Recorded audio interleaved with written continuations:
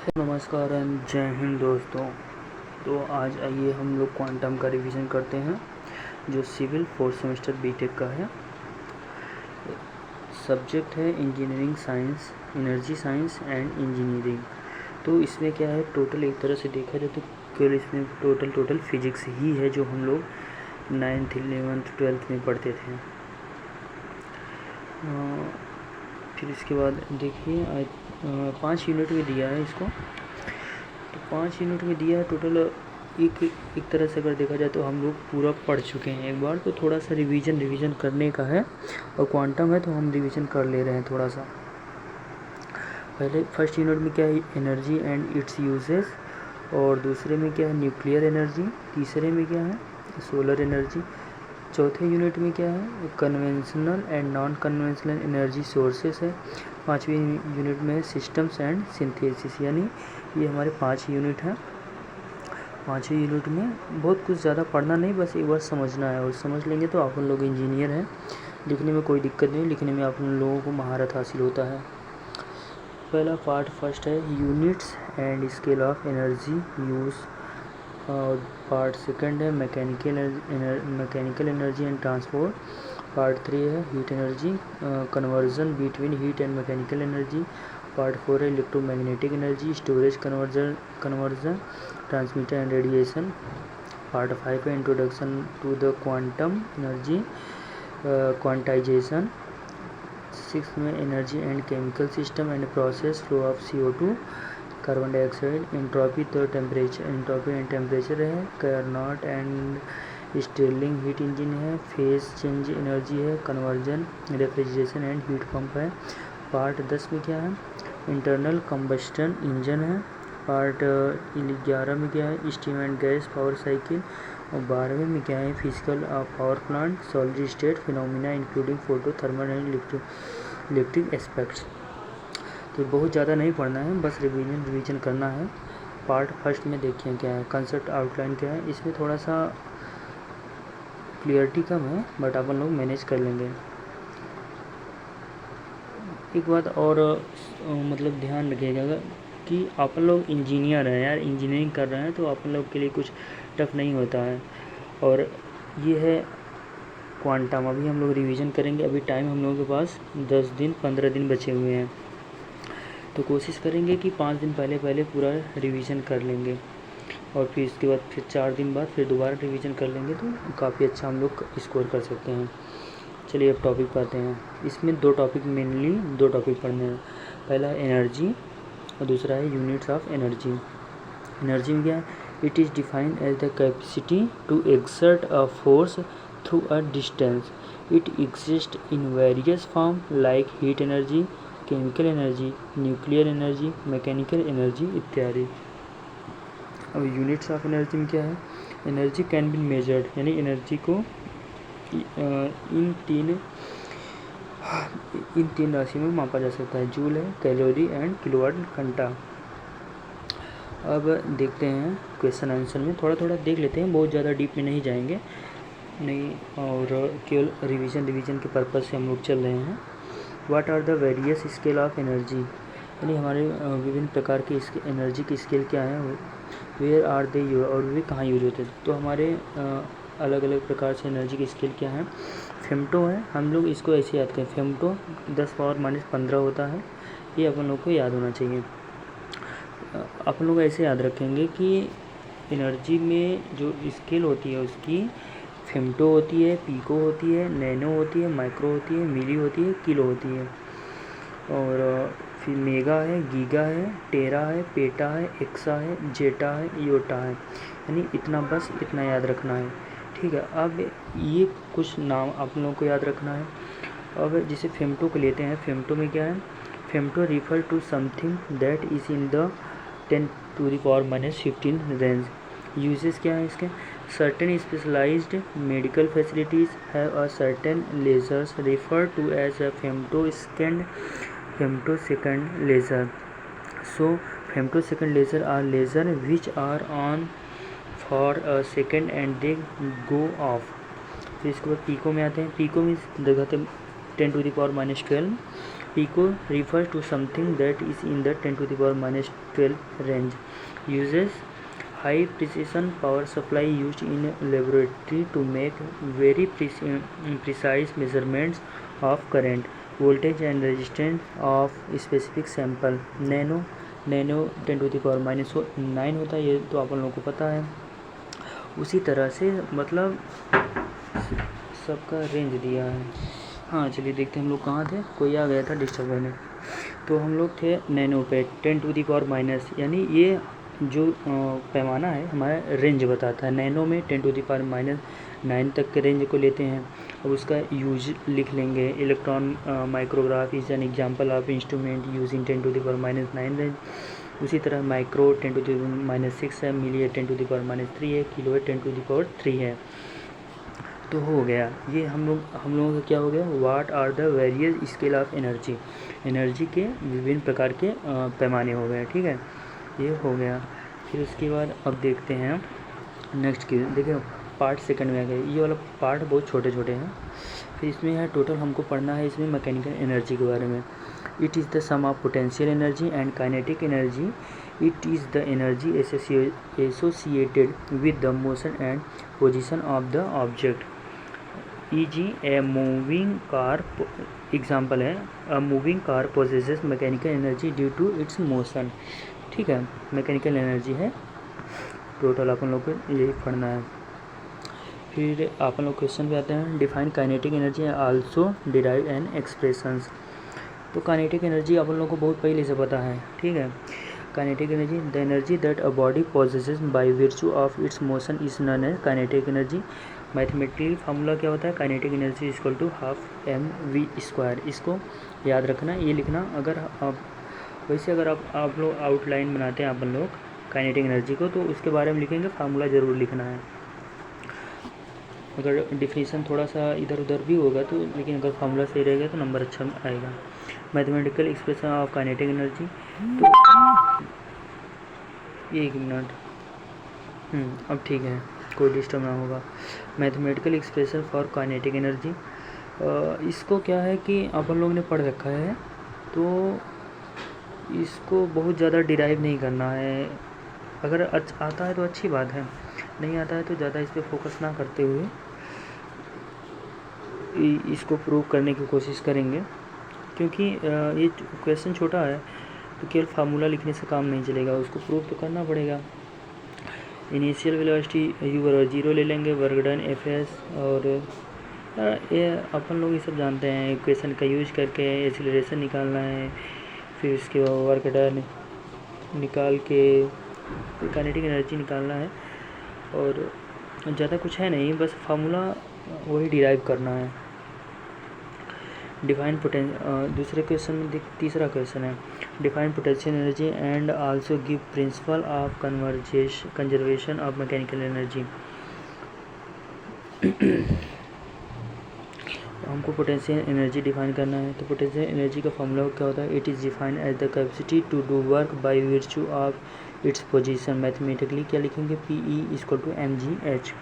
Principal of conversation of mechanical energy, if a body is subjected to a conservation system of forces, then its mechanical energy remain constant for any position in the force field। दूसरा क्या है, consider a body either sliding down a smooth incline or freely falling. Since it is initially at rest, all of its energy is potential energy.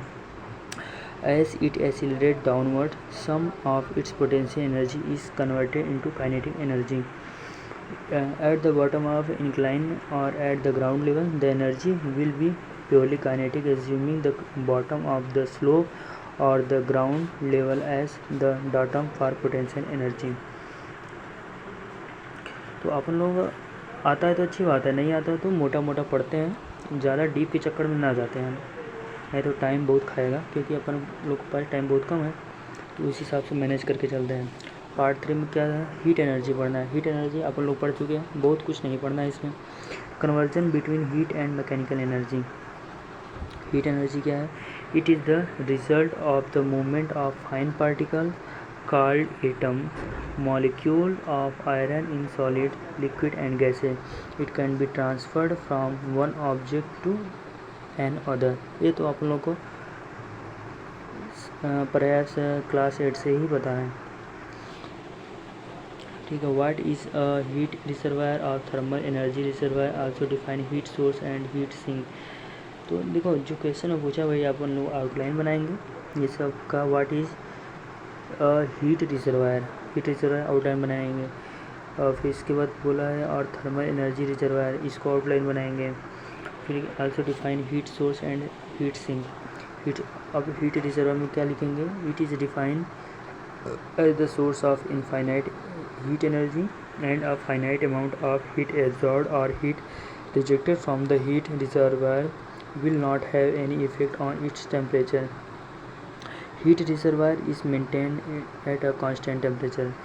अब heat source में देख रहे हैं, thermal reservoir which supply heat to a system is known as source. This is at high temperature boiler, furnace, combustion chamber, nuclear reactor इत्यादि। Heat sink क्या है, thermal reservoir which absorb heat from a system is known as sink. This is at low temperature, ocean, river, atmosphere इत्यादि। Discussed in short about the heat engine.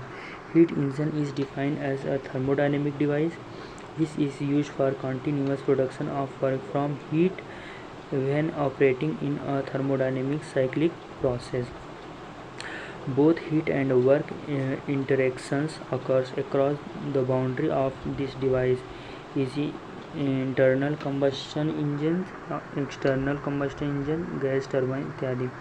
Consider a heat engine which receives Q1 from heat source at T1 temperature and produces mechanical work W. The remainder of energy is rejected to heat sink at T2 temperature. ये diagram देख रहे हैं, diagram अगर ये diagram आपको याद है तो हीट सिंक आप आसानी से अपने आप लिख सकते हैं, हीट इंजन के बारे में लिख सकते हैं, हीट सोर्स के। अच्छा एक बात और है कि किसी क्वेश्चन को अच्छी तरीके से लिखने का सबसे अच्छा तरीका ये होता है कि आपके माइंड में वो पहले से डायग्राम बना होना चाहिए। अगर वो आपके माइंड में है तो आप उसी डायग्राम के बेसिस पे एक अच्छा खासा थियरी लिख सकते हैं। From the principle of conservation of energy, Q1 is equal to W plus Q2, W is equal to Q1 minus Q2. Thermal efficiency is equal to net work output upon heat input.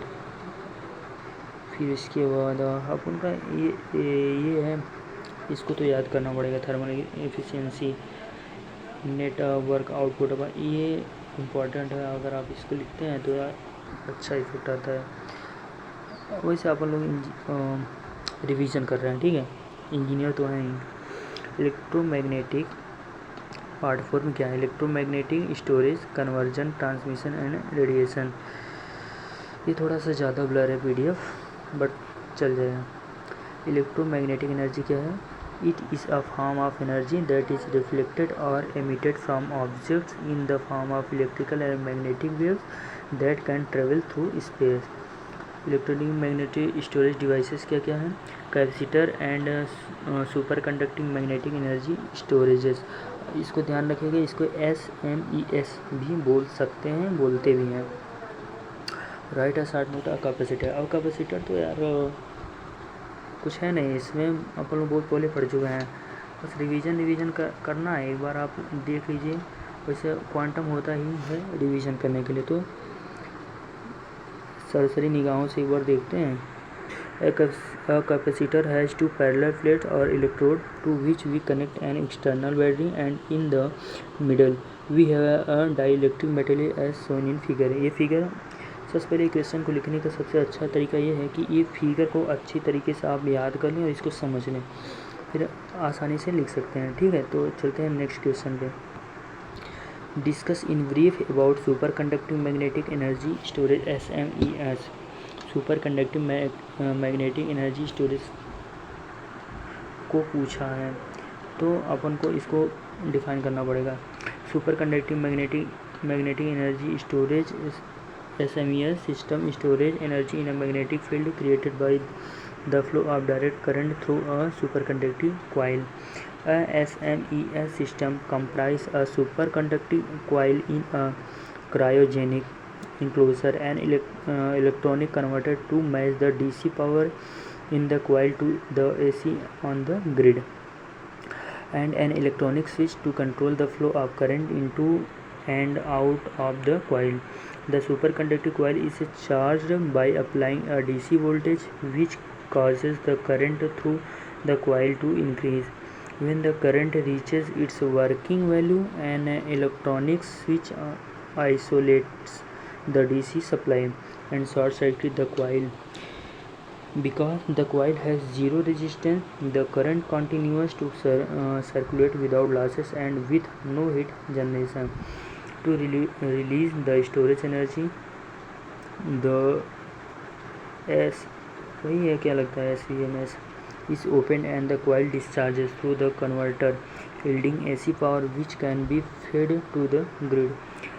Their primary advantage compared to other types of energy storage is their very short reaction time and ability to provide high power for short periods, because they can be switched on with virtually no time delays. SMES system can counteract abrupt changes in demand for applications where even the shortest interruptions are unacceptable.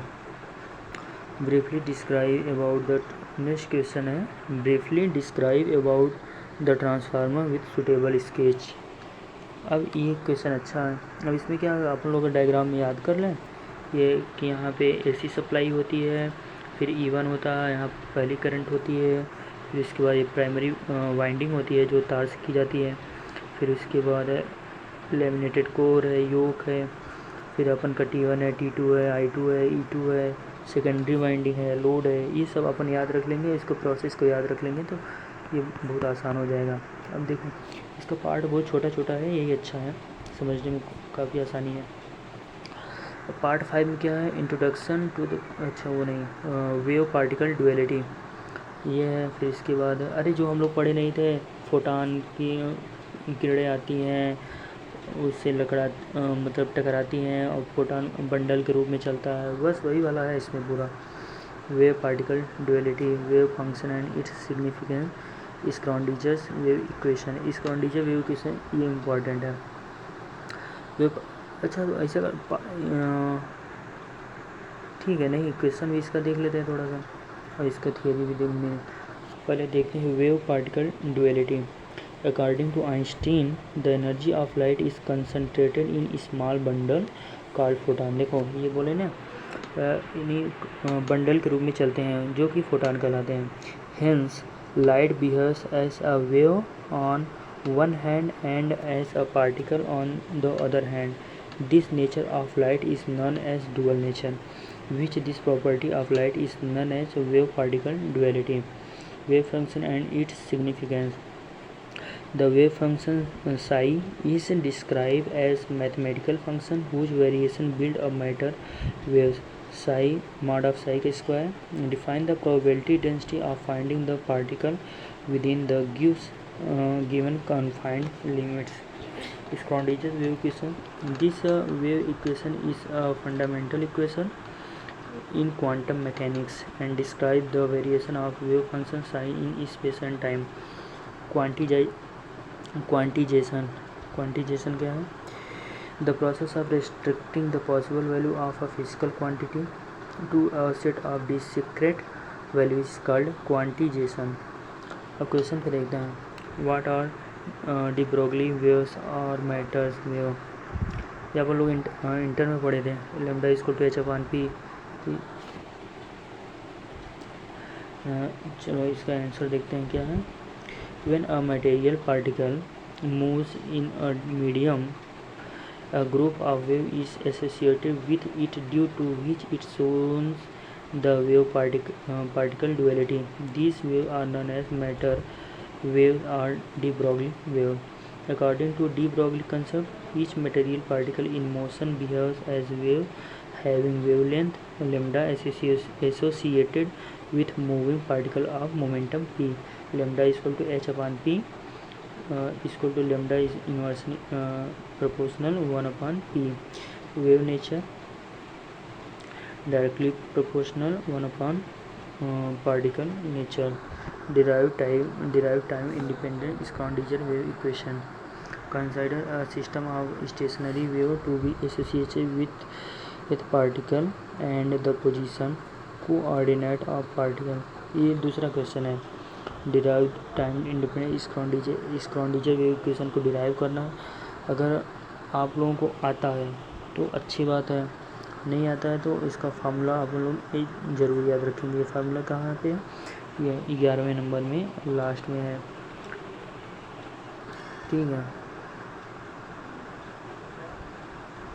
Derive time independent Schrodinger wave equation को derive करना है. वैसे हल्का हल्का देख लेते हैं अपन, ताकि माइंड में चलता रहे. अपन लोग रिवीजन कर रहे हैं, ध्यान रखेंगे. पूरा हल नहीं कर रहे हैं, सॉल्व नहीं कर रहे हैं उसको. पार्ट 6 में क्या है? Fuel cell. A fuel cell is an electrochemical cell that convert the chemical energy of a fuel into electricity. Question answer पे आते हैं. Discuss the application and economic aspect of fuel cell. 10 number का पूछा हुआ question है. Fuel cell से application of fuel cell.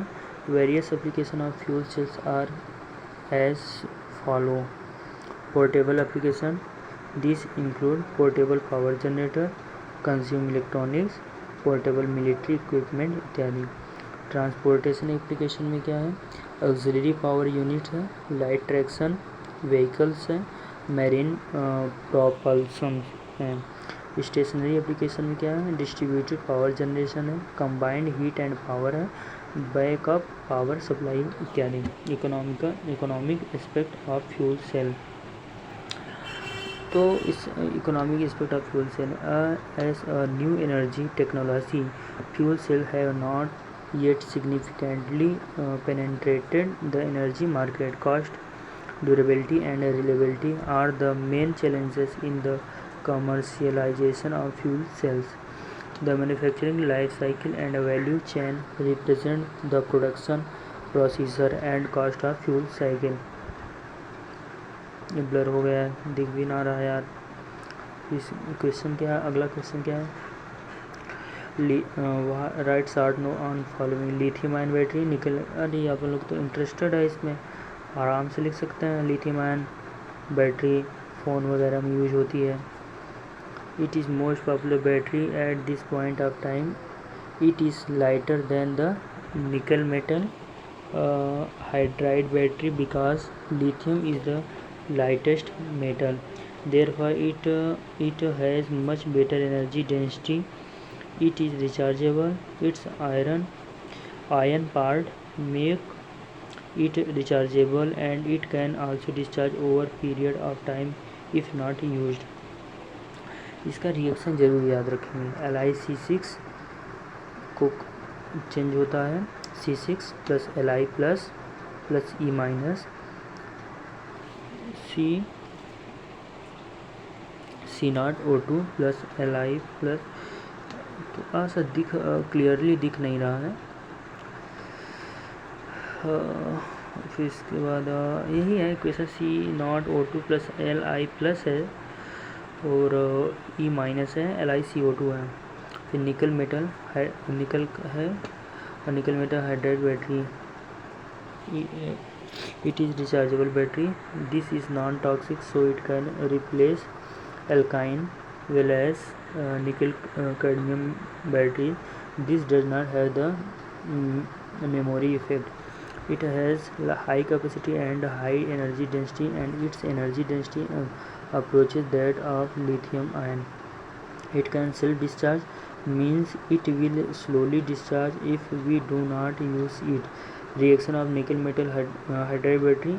Reaction जरूर याद रखेंगे. इसका रिएक्शन है MH plus OH minus. Change होगा M plus H2O plus E minus में NiOOH plus H2O plus E minus NiOH का whole twice plus OH minus. ये निकल का रिएक्शन है, निकल।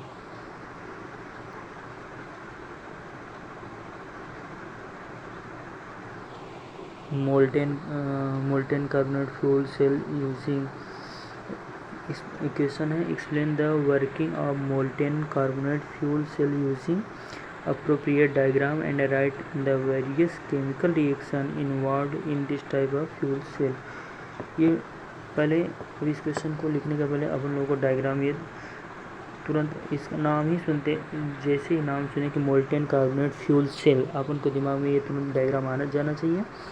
इसी डायग्राम बेस पे अपन लोग डायग्राम बनाएंगे, फिर बहुत ही आसानी से लिख देंगे।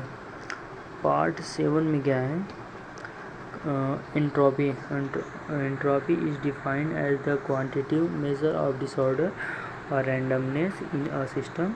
It deals with the transfer of heat energy with in a system. Discuss entropy. Entropy पर डिस्कस करते हैं। From Clausius theorem, cyclic integral of delta Q upon T for a reversible process is 0. The term delta Q upon T is called entropy and its change from state 1 to state 2 during reversible process is given as 1 से 2 हो जाएगा, delta Q upon T होगा, reverse होगा 1 से 2 ds S2 minus S1। Entropy is measure of degree of randomness of molecules comprising a system. Higher the disorderness, greater is the increase in entropy. In other words, entropy is the function of quantity of heat, which shows the possibility of conversion of that heat into work.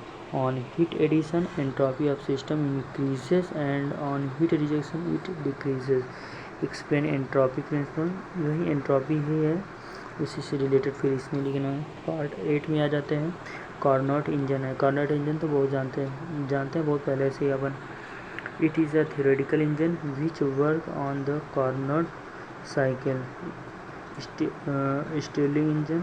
It is a heat engine which is operated by a cycle compressor and an expansion of air or other gas at different temperatures such that there is a net conversion of heat energy to mechanical work. It works on Stirling cycle। Carnot cycle वही पूरा process दिया है। Question है क्या है, explain the Carnot vapour power cycle with T at diagram to find out the efficiency of Carnot cycle। Carnot cycle क्या है, it is an ideal cycle having highest thermodynamic efficiency। Carnot cycle is shown Carnot cycle is shown in figure। अब लो सबसे easy method आ गया, easy method ये आ गया कि figure दे दिया, और अपन लोग को पता है, अपन लोग को फिगर याद है तो कुछ भी कर सकता है। पूरा एक इक्वेशन डिराइव कर सकता है अगर आप लोगों को फिगर अच्छे तरीके से याद है तो। इसमें 3 प्रोसेस दिया, 3-4 प्रोसेस दिया, उसी पर पूरा ये डिफाइन किया है। थोड़ा देख लेते हैं। कार्नोट साइकिल ये अपन पढ़ चुके। प्रोसेस है, पहला प्रोसेस क्या, it reversible isothermal heat addition process in the boiler. Process 2-3 में क्या है, it is reversible adiabatic expansion process in steam turbine. Process third fourth में it is reversible isothermal heat rejection process in the condenser. Process 4-1 में क्या है, it is reversible adiabatic compression process of pumping process in feed water pump. एक Carnot vapour power cycle है, efficiency ये पूरा उसको derive किया है। जिसका स्टिर्लिंग साइकिल का इसका भी डायग्राम देखते हैं। पहले डायग्राम अच्छे से देख लीजिए आप लोग, ठीक है। अब 3 पे आते हैं। Stirling cycle consist of 2 isothermal and 2 constant volume process. It is extremely reversible cycle. Heat rejection and heat addition take place at constant volume. This cycle has mean effective pressure greater than Carnot cycle but efficiency in ideal case is equal to the Carnot cycle. From figure 1 यानी figure से second वाले figure से it is clear that amount of heat addition and rejection during constant volume process is same. So efficiency of cycle is given. ये देख लो diagram अच्छे से, ठीक है।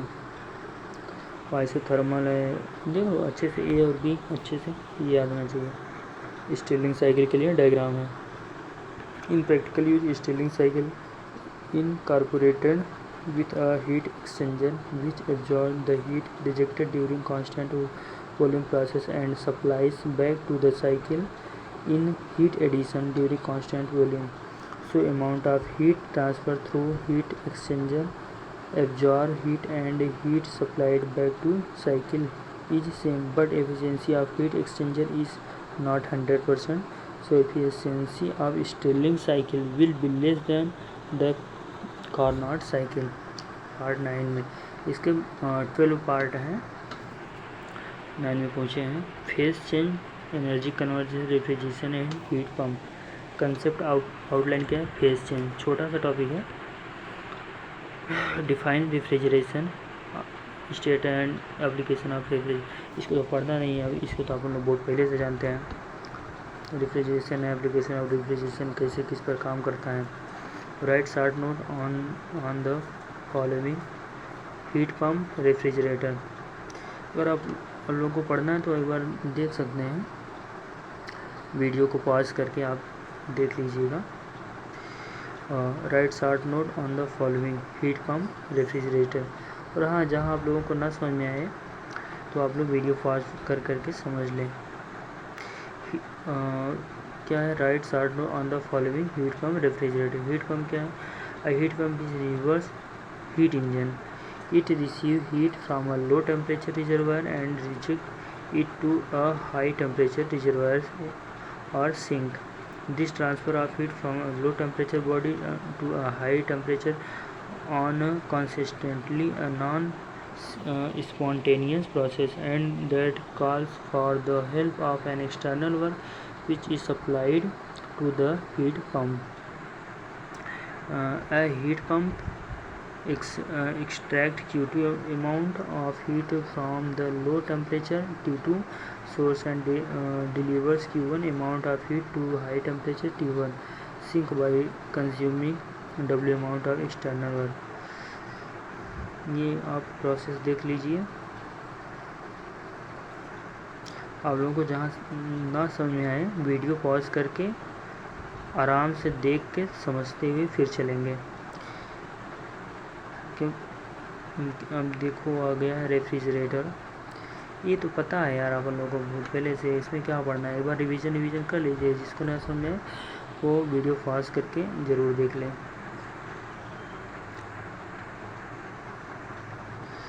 फिर इसके बाद पार्ट में आ गया कंसेप्ट आउटलाइन। आईसी इंजन है, types of IC engine based on ignition, 4 stroke engine, 2 stroke engine आप लोग पढ़ चुके हैं।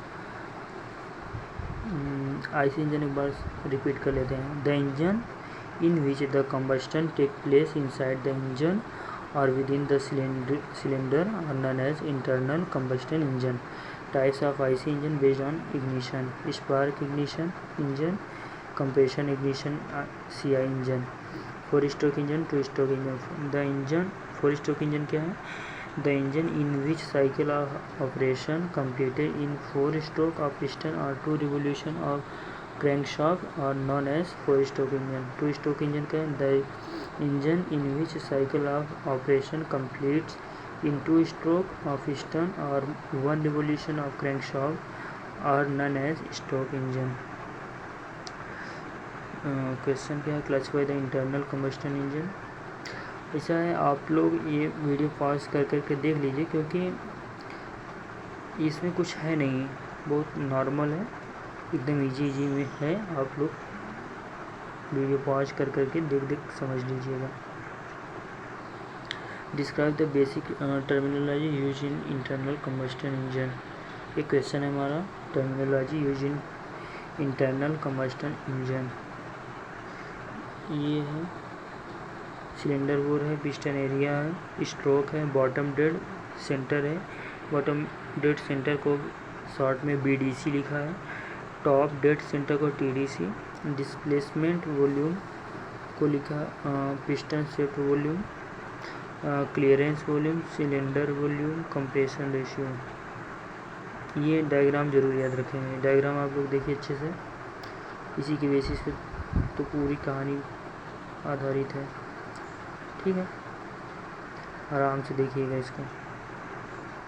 How internal combustion engine work, किस तरह से वर्क करता है उसी के बारे में लिखना है। सक्शन स्ट्रोक होता है, कंप्रेशन स्ट्रोक होता है, expansion on working stroke, exhaust stroke. ये इसका डायग्राम है। ये आप लोग तो बहुत पहले पढ़ चुके हैं। ठीक है,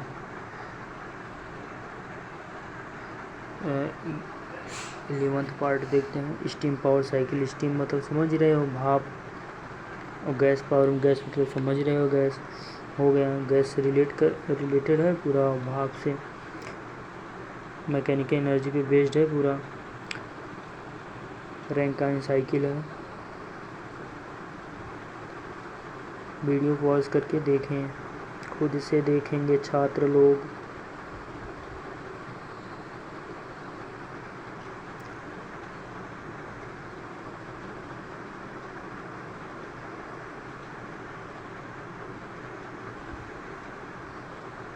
अभी 1 यूनिट का बना दे रहे हैं, अगर आप लोग बोलेंगे तो सेकंड यूनिट भी इसी तरह अपलोड कर देंगे। ये वाला क्वेश्चन आप लोग छोड़ते हैं क्योंकि क्लियरली दिख नहीं रहा है। हो गया। अब देखिए सेकंड यूनिट आ गया। सेकंड में न्यूक्लियर एनर्जी है, इसमें कितने 6 पार्ट हैं, तो सही है, इसको भी अपन लोग देख लेंगे अगर आप लोग बोलेंगे तो। ठीक है, ओके गाइस, चैनल को सब्सक्राइब कर लीजिए और मैसेज कर दीजिएगा अगर सेकंड यूनिट चाहिए होता है, किसी भी सब्जेक्ट का चाहिए होगा तो मैसेज करें, कमेंट करें। Okay, bye, take care.